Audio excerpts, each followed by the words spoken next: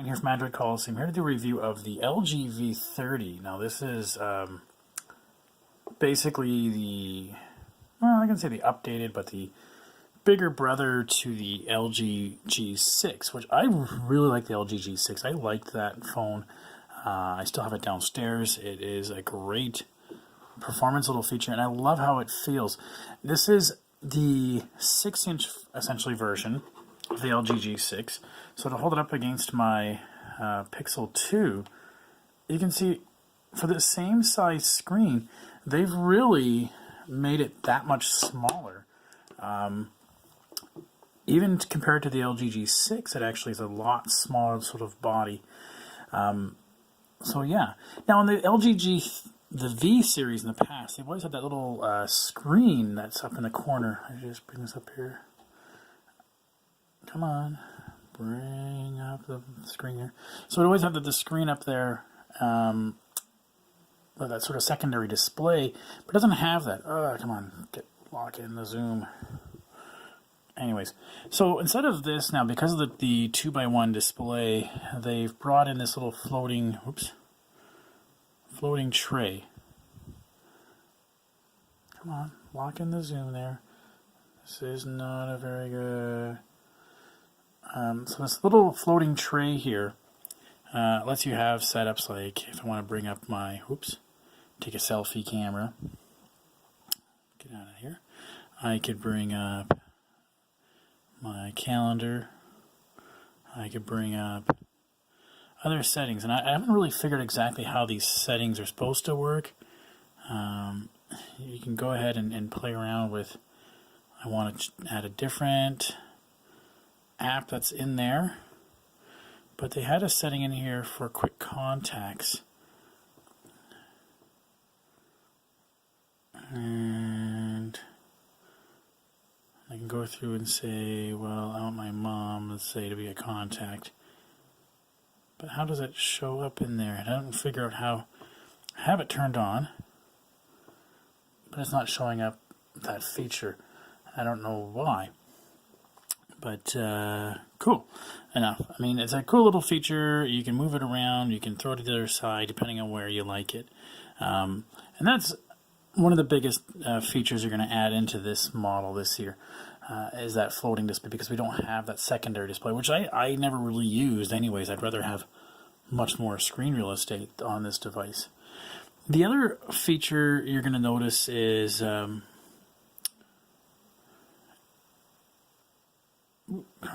bring up maybe something here. Let's go into settings. No. How did I bring it up? Settings. You notice this is very screamingly fast settings here. Display.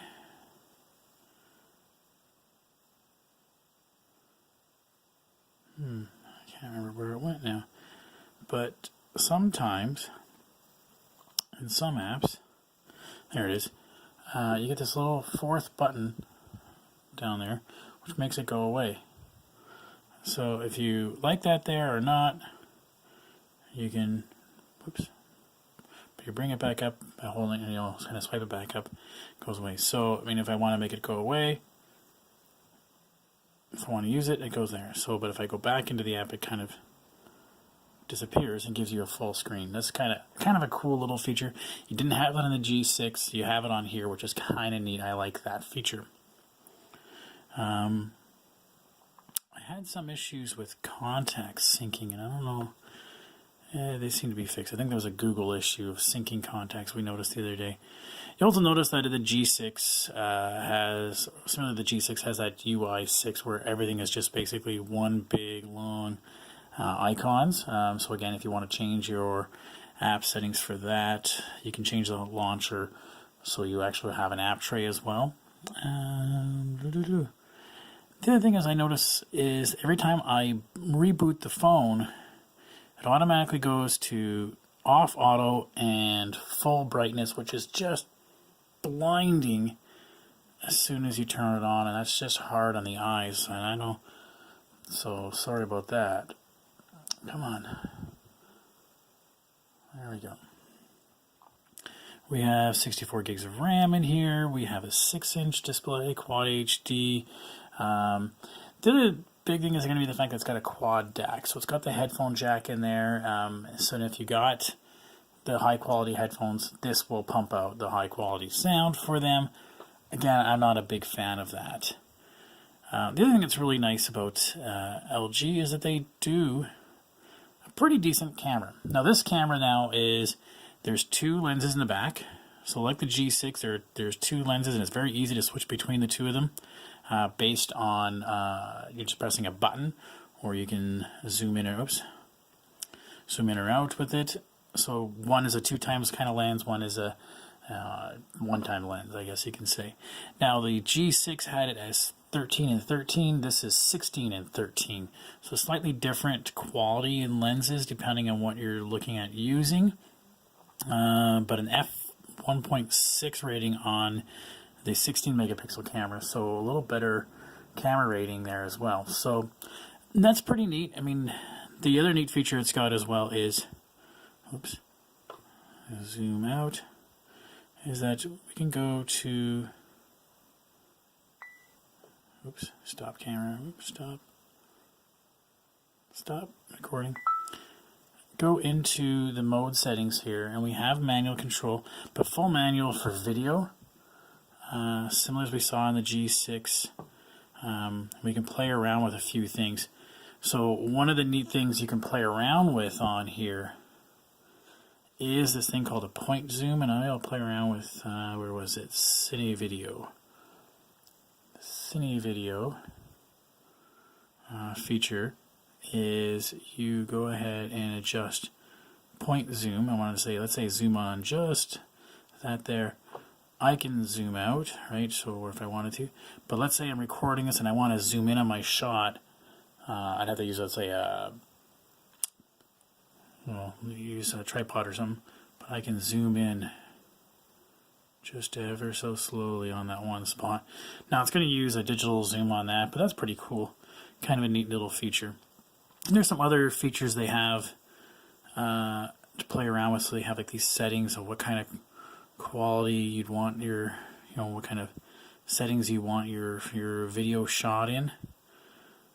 And they've worked apparently with some videographers and how that setting is going to be. But what was the other feature I was going to play around with? But that was pretty neat. I kind of like that kind of little feature. The camera, it wasn't bad. I mean, that's a standard camera. It gives you, again, it's kind of annoying that you can't get your manual mode in landscape setting or portrait settings. So you have to shoot everything in landscape. But, yeah, we can't complain. We have the same options where we can do the match shots because we have the 2 that by one we can take a picture. Right, take one picture, and then I can compare that other picture to see how well it looks down there. You can do that kind of fun stuff. What I didn't seem to like, unfortunately, was the selfie camera was really weak, I found, compared to other ones in the past. I don't know why, it's just that much weaker this time. The other thing is that when you switch all the time, that little blurry transition, whenever it changes most things, I only notice it in the camera, or what if I go to turn it off. Sometimes it's really just a little bit sluggish in those transitions, and I don't know what that is caused from. Otherwise, this thing screams fast. The battery is going to be a little bit less than I found on my G6 because it's a little larger screen. This is also an OLED screen versus the IPS of the G6, so slightly less battery, but still with quick charge 3.0, etc. and QI or PMA charging, we can charge it whenever we want. It will last a long time in between, or not last a long time. It'll be charging up pretty quickly compared to it. So I mean, the battery, I don't see anybody going to be complaining about it. But if you wanted numbers, it is definitely slightly less than the other one. So that one, $1,100, $100 difference in the G6, slightly bigger screen, And the quad DAC is going to be the big feature. You're going to notice that people want those headphone things. Other than that, I'll have a full review on the website, guys. Tell me what you think. Is this something that you're interested in or not? Okay, thanks everybody.